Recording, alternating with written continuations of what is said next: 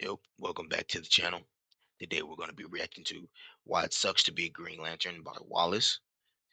Bro, I swear, I've always wanted to be a Green Lantern, to be honest, because, bro, there's so much stuff you can do with the ring, bro. And I'm trying to be like Kyle Rayner for real, bro, with all them rings on my finger, dude.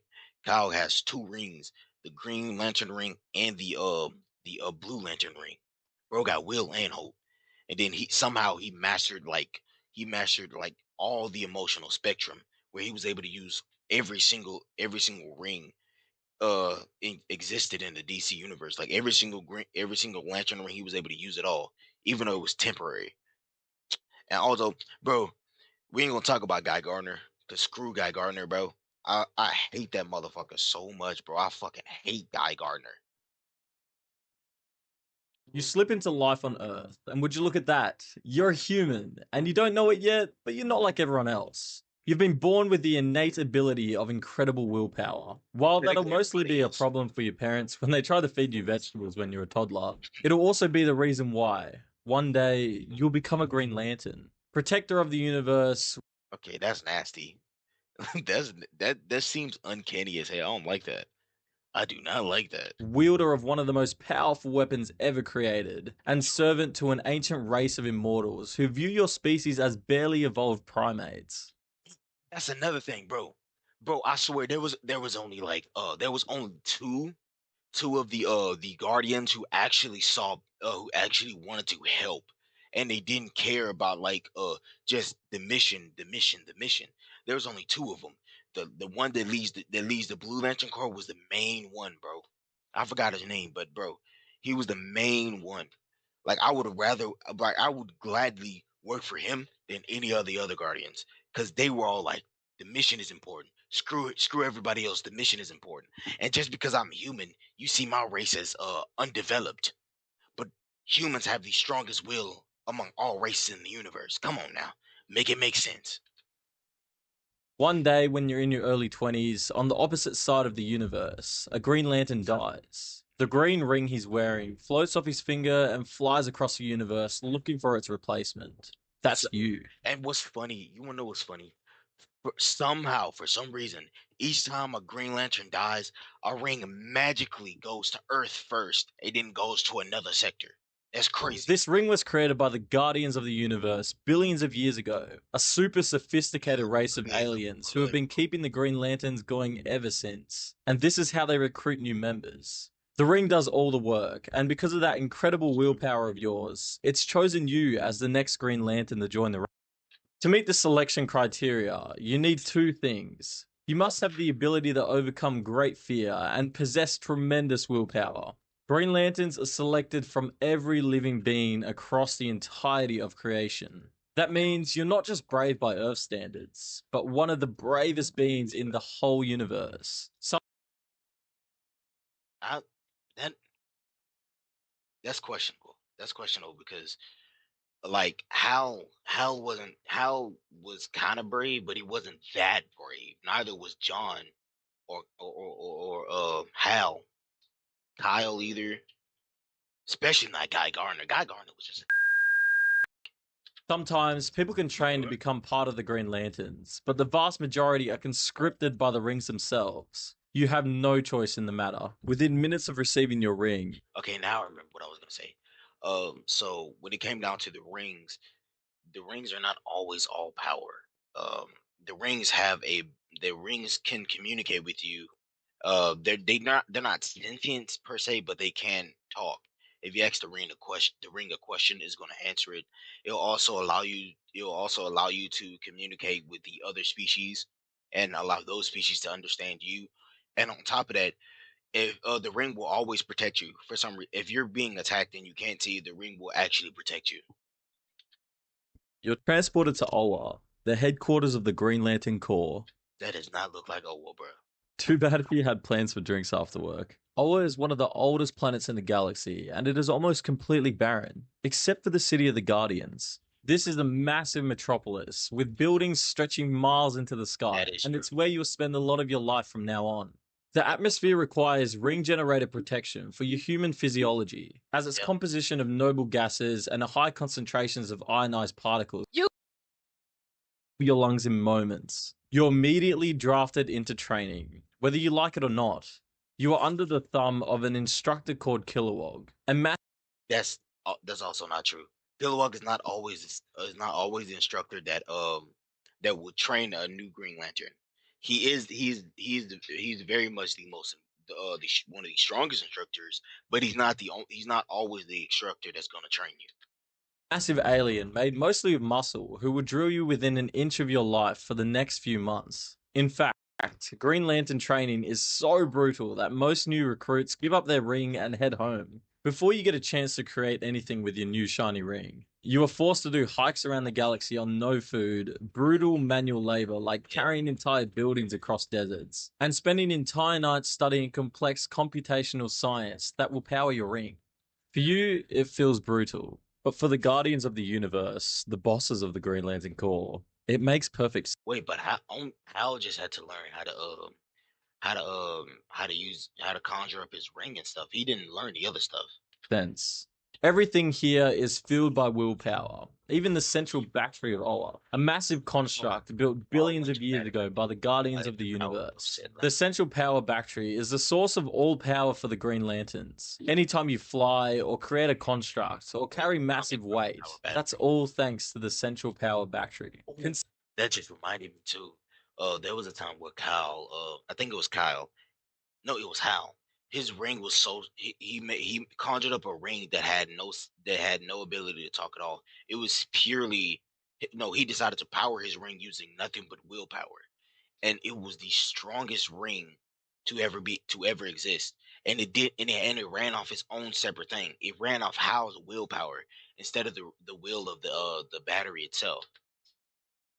Considering the immense importance of the battery, it almost becomes a religious object for the Green Lanterns and the Guardians of the Universe, who will do almost anything to protect it. That's why willpower is so important in the training, and why the training is designed to break you. If you don't have the willpower to pass Kilowog's drills, how will you have the willpower to protect the battery? Finally, you get through training, and you are almost ready to get out there as an official Green Lantern for real. However, before you do that, you got to get to grips with the ring around your finger, which may as well be the most sophisticated piece of technology in the universe. Each Green Lantern ring contains quantum computational capabilities exceeding Earth's combined computing power billions of times over. The rings are directly connected to the emotional electromagnetic spectrum, specifically to the green wavelength of willpower, one of the 7 fundamental forces discovered by the Guardians that predate the universe itself. Training teaches you that So since it's compassion, there's actually like I think there's 3 more actually. The what was it? Ultraviolet Lantern Corps, the White Lantern Corps, and the Black Lantern Corps. The Black Lantern Corps is death. The White Lantern Corps is life, and the Ultraviolet I can't remember what it was. emotions aren't just something you feel, but are actual energy sources. Green corresponds to willpower, and you start to wonder what the other colors might mean. While Kilowog and the Guardians are secretive about the existence of other Lantern Corps, they definitely tell you about the Sinestro Corps. These guys are just like you, only instead of being fueled by willpower, they're powered by fear. Their yellow fear is the exact opposite of your green willpower, meaning you're both each other's biggest weakness. These guys are the arch enemy of the Green Lantern Corps, and are also their biggest threat. If a Green Lantern feels fear when they're out saving the world, then their powers fail, making them completely helpless. That means the Sinestro Corps, led by a guy called Sinestro, are the biggest danger to you, and you're taught to be wary of them from the very. The crazy thing is, if Sinestro didn't decide to do like the make the Sinestro Corps, it would have been called the Yellow Lantern Corps. Beginning. After some time, you get the hang of your ring and realize just how powerful it is. You can use your willpower to project almost anything into existence right in front of you. Awesome. You summon things like giant Gatling guns as an offensive weapon, but more experienced Green Lanterns usually rely on precise geometric shapes that can act as both offense and defense. The ring can also save these configurations to its memory, offer itself as a mini encyclopedia of the universe, and analyze any new species the Lanterns come across. Most importantly of all, the ring stores the 10 most important laws that govern the Green Lantern Corps. These laws, stored in a massive book called the Book of Oa, can only be read by the Green Lanterns, and it governs everything you do. The first law establishes your primary duty, the protection of life and liberty within your assigned sector. This was created following the Sinestro Corps War, a massive conflict with the Sinestro Corps in the recent past. This law was controversially amended to permit lethal force against Yellow Ring Bearers, the first such modification in millions of years. Sinestro Corps in the recent past. This law was controversial Corps War, a liberty within your assigned sector. This was created following the Sinestro Corps War, a massive conflict with the Sinestro Corps in the recent past. This law was controversially amended to permit lethal force against Yellow Ring Bearers, the first such modification in millions of years. The second law demands unquestioning obedience to Guardian orders. Some don't like. I hate that. This is what I really like. Bro, each time Hal saw that something was wrong with the Guardians and their orders, he would talk back about it. Like it's like, yo, we should listen. How that makes this a bit of a dictatorship, but it's hard to deny that the Green Lanterns have kind of thrived under the guidance of the Guardians. So we'll let them get away with that. The third law prohibits interference with a planet's culture or political structure, regardless of your personal moral judgments. A restriction that human lanterns find particularly challenging. Yep. If a planet wants to turn into a bloody dictatorship, you're not allowed to intervene. Yep. The fourth law requires you to operate within local legal frameworks, unless you're given express permission from the Guardians. That kind of makes it seem like the whole don't interfere with the laws of other planets thing might be a little bit more flexible than it first appears. But I digress. The fifth law demands restraint. No physical action against any being until they are proven threats against life. With the amount of power Green Lantern has, this is probably the most violated law by far. The sixth law forbids using core resources for personal gain. A rule that also extends to using ring energy for trivial matters.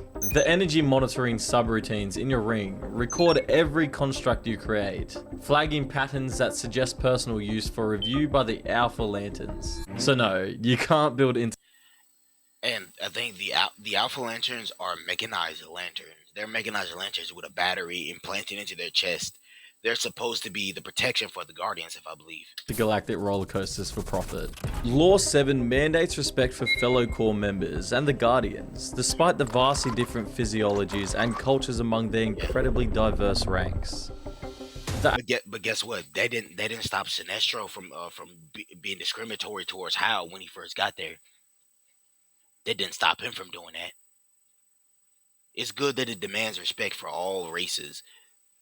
But the Guardians, they're pieces. A lot of them are pieces, bro. Eighth law reinforces restraint of force, requiring you to exhaust all reasonable alternatives before escalating to violence. Which again, feels a little redundant. It is very redundant. They probably could have worked this one into number 4. Anyways, the ninth law is about your prioritization protocol. That means that the greatest danger in your sector must receive your immediate attention. And this is the biggest law that I hate the most, because that's like, look, my family's in danger. But the reason why the Guardians only say you prioritize the threat in your sector and not your personal shit is because the Guardians don't have any family, and they believe that since they don't got any family, you shouldn't be able to save your family either. You're gonna have to stop the villain and let your family die, which is why a lot of Guardians end up going to the Sinestro Corps or another corps because they get to do whatever the hell they want without the Guardians telling them, "Hey, you can't save your family. You stop the villain." Like, it's stupid. Regardless of any personal attachments or ongoing missions. And finally, the 10th law, upholding the honor of the Corps. This catch-all law has been used to discipline Lanterns for everything, So you can't get intoxicated when you have your ring. to questioning Guardian wisdom. The Corps Integrity Division maintains watchful surveillance for any action that might tarnish the Corps' reputation across the 3,600 sectors. After learning all the laws, passing training, and mastering the use of your ring, you finally get to meet your new bosses. The Guardians of the Universe, evolving from one of the oldest races in creation, the Malthusians. These 3.5-foot tall blue immortals engineered themselves to be emotionless, believing Yeah, they believed that emotion was stupid. There was only one lantern. There was only two guardians who actually kept their emotions. And there was one guardian that they ended up creating one of the cores because she decided to get her powers back, even though they abolished their powers. And it's stupid because the Guardians, if you get rid of your emotions, that means you ain't gonna care if your own soldiers are being attacked. That means you ain't gonna care if you get attacked. Like you wouldn't. That means you wouldn't really care about anything. So you just like it's just the wrong way. If you have no emotions to care, then why are you trying to help people? That's an emotion. Passion leads to chaos. They live for millions of years and have no time for rebels. You obey or else. They assign you to your sector, wish That's actually false, sir. Because Hal, Hal, Hal, Kyle, and freaking John, they always disobeyed the orders of the Lanterns, but they were the strongest of Lanterns, so the Guardians didn't do anything. Now, there was sometimes where the Guardians stripped them of their rings, but it didn't stop them from trying to help those people. They still found a way to get it back or do something. And for some reason, the Guardians love Guy. The Guardians love Guy. you good luck and pair you up with another Green Lantern as a partner. However, before you get Hal didn't get a partner as a Green Lantern. He was on his own. started, they issue a stern warning. If you mess up, they'll send the Alpha Lanterns after you. You're told later that the Alpha Lanterns are Green Lanterns who have fused themselves with the central power battery itself, becoming part living being, part robot. These are brutal fanatics who destroy even the slightest corruption in the Lantern ranks, and they can possess your ring at any moment's notice if they want to. Yes. Essentially, they're like Green Lantern HR. If HR was very okay with killing people. Yeah. Finally, you must recite the oath. Bro, look, I did said I wanted to be a Green Lantern, and I still do. But the thing is, like, it's stupid. I hate that we have to follow like the orders of midget green people. I'm so sorry I use that word. I'm so sorry I use that word, but it's true. They're tiny people, and they think they're so powerful when they're really not. You got rid of all your power, bro. And we decided we could literally just we can do an uproar and kill you, bro. Come on. You never the rings attack anything that the wielder wants. And you didn't put in the safety feature saying that the rings cannot attack the guardians. So literally, bam, bam, bam. Each guardian dead. The alpha lancers are trash. Like, bro, they're useless. The alpha lancers are supposed to be they're supposed to be protecting the guardians, I think, but they just use them right next to the central power battery. And they rarely send the alpha lancers out to help the guardian help me to help the other lancers when there's a giant threat. It's so stupid. They're part living being, part human, part robot, and they're infused with the power battery, and they like killing people regardless of what the fact is. And they say if you mess up they're sending the alpha lanterns. What do you mean? So basically you're saying if I fail my mission, even if it wasn't even my fault, you're sending the alpha lanterns after me to kill me because I made a mistake, because I messed up even though it wasn't my fault? Stupid. Words that will define your existence from this moment forward. In brightest day, in blackest night, no evil shall escape my sight. Let those who worship evil's might beware my power. Green Lantern's light. This oath originated at the beginning of the Lantern's founding and must be spoken when charging a ring at a power battery. A process you'll need to repeat every 24 standard hours or risk complete power failure in potentially lethal situations. Congratulations, you're one of 7,200 Green Lanterns, Ain't two that assigned to each of the 3,600 sectors in the universe. The Corps' roster Why did includes Hal members from thousands of Poor guy. species, many of whom view humans as primitive. In fact, your partner called Zelob is a being of pure energy. Core pro Zilob? Who is Zilob? Who is Zilob? What are you talking about? Are you just specifically talking about one lantern? And if you're talking about Hal or Kyle or goddamn Guy or even John, they never got help. It was just them on their one sector. protocol mandates that partners must learn to coexist despite physiological incompatibilities. You're not even sure how to shake this. I just thought it was crazy. Hal did actually have another lantern, but it was a woman. She was no wait, no, it wasn't Hal. I think it was John. I think it was John. Yeah, there was a. It was either Hal or John. There was a woman that they were help that trained one of them. I think it had to be John because Hal was trained by Kilowog, so John had to be trained by that woman. So that woman, right? Yeah, it definitely was John. That woman, right? I guess she counted, but she was John's trainer. She trained John, and they Thing had can, romantic but it seems things. nice, and it also wears the ring. So it's your partner now, whether you like it or not. Free time on Oa introduces you to the bizarre cultural practices of your fellow officers. The insectoid lanterns perform the 7-day ritual of communion, in which they methodically consume the shed exoskeletons of their ancestors. The gaseous lanterns communicate through complex chemical exchanges that smell like rotting flesh, and the crystalline entities from Sector 7 conduct what they call resonant harmonization, which to your ears sound like glass breaking for 14 hours straight. Meal periods are equally challenging. The core commissionary, operated by silicon-based life forms, prepares food considered edible by the majority of species. For you, this means a steady diet of nutrient paste tailored to human biochemistry, but Because for it does that doesn't it doesn't count as me breaking your laws because there's no law stating that stating that I have to eat your food. I'm just gonna grab my own. engineered for maximum efficiency rather than taste. But despite all of that, you do like the job of being a Green Lantern. You and Zelob patrol your given sector and get to save the day every day. That means taking down murderous warlords, reconstructing cities ruined by natural disasters, or helping old ladies cross the road. You figured being a Green Lantern would mean confronting world-ending threats every day, and that does happen. Not nah, that's how a lot of people see it being a hero. If you're a hero, you're supposed to be facing world-ending threats. People always trying to kill you, trying to destroy the world. No, being a hero is not about glory. It's not about constantly fighting big, powerful beings. It's about doing small and little things that actually can help and improve the community or the planet. Nope, it doesn't matter if somebody sees you as a hero or not. If you literally are doing good by trying to help people in a not in like a messed up way, as in like you like, oh, I'm gonna kill your family so you won't ever have to worry about nobody.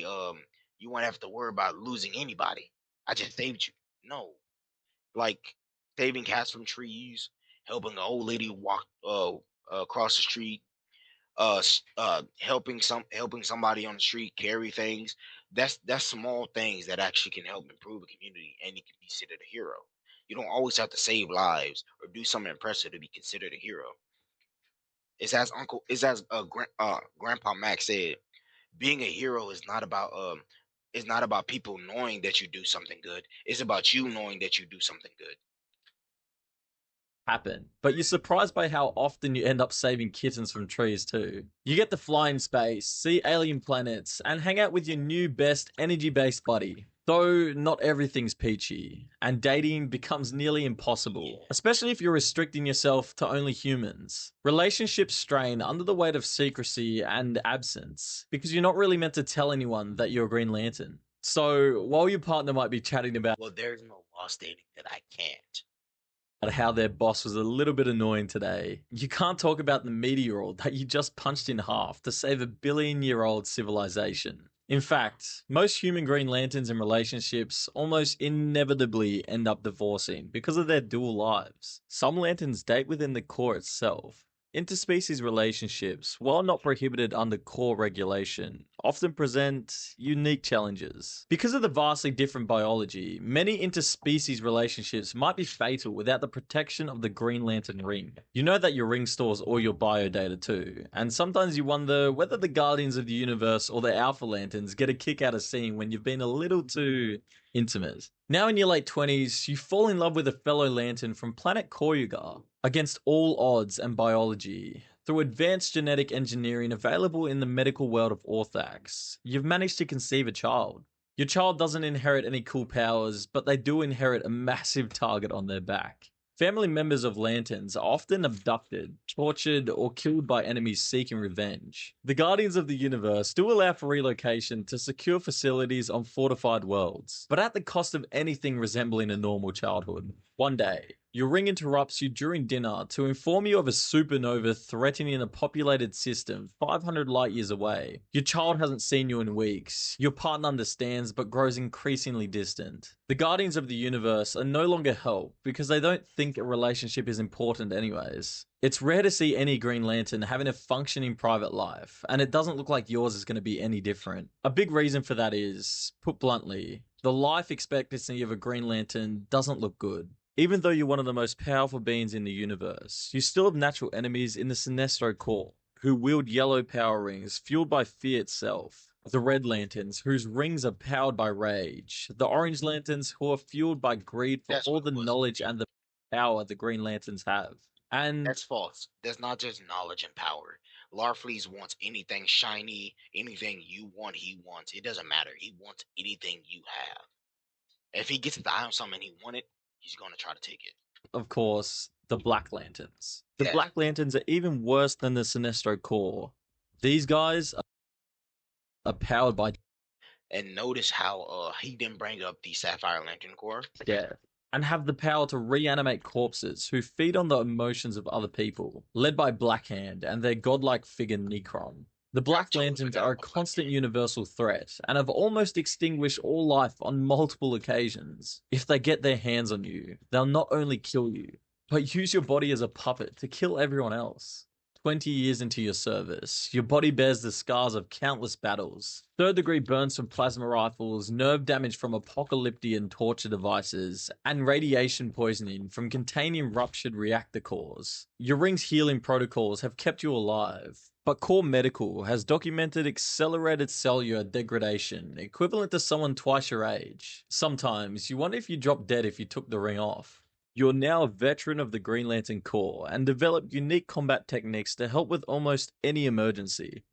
You're able to manipulate quantum fields to create gravitational singularities, disrupt the brain chemistry of your enemies, produce temporal status fields, project in multiple dimensions, and even construct sentient programs and entities to help you in the fight. The nature of the ring's ability to create almost anything means that every lantern eventually adopts a signature style, and you've found yours. After many decades of loyal service, destroying your body and personal life in the line of duty, you qualify for voluntary retirement. If you do want to retire, you have to present yourself to the Guardians of the Universe. Plead your case by outlining every achievement you've made with the Corps. That's stupid. Surrender the ring back to the central power battery and be sent back to your home planet, never to return.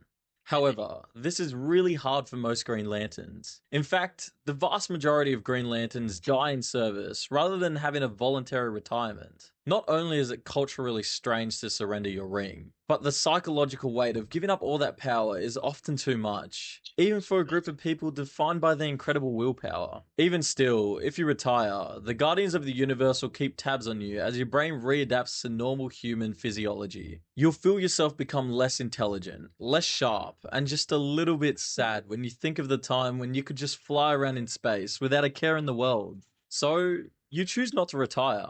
Instead, continuing the work for as long as you can. The idea of retirement feels like giving up, and for a being defined by their willpower, that's not something they know how to do. Now, as an old lantern on a perfectly normal patrol, you get a call about a half of a small nearby planet collapsing because of radioactive energy from a failed science experiment. You arrive at the scene and try to fix the reactor, but it's beyond your comprehension.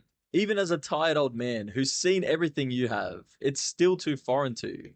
You call for your partner to come help, but they're on the other side of the sector and it's going to take them too long to get there. There's not enough time. This place is about to blow. You expend all your energy creating bubbles, getting the massive civilian population to safety miles away as the ground beneath you bursts into radioactive flames. You get thousands of people to safety, but there's still thousands more behind. When your partner eventually arrives, he finds the civilians safe, but there's no sign of you. As he gets closer, he sees that somehow the reactor is being contained, and out of the yellow flames, your ring hovers towards him. He stares for a moment before it shoots off into the sky, searching the universe for the next Green Lantern. Your body is taken back to Oa, where you are laid to rest with honors in the crypts of the Green Lantern Corps. This is where all Green Lanterns are entombed on their death, and it's a position of great honor. You're one of the millions of Green Lanterns who have died over the course of the Corps' existence. Mind you, all this could have been avoided if the Guardians would literally just have emotions. And despite all the good you did, they still probably won't remember you for very long. Yep. Then, the ring that stood by you for so long finds the next Green Lantern, and the whole cycle begins again.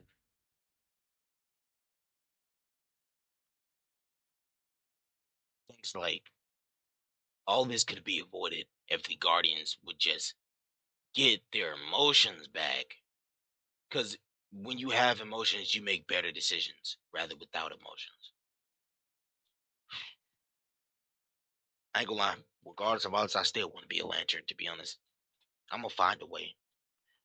That was the video, though. Hope y'all enjoyed it. I'm out of here. Peace.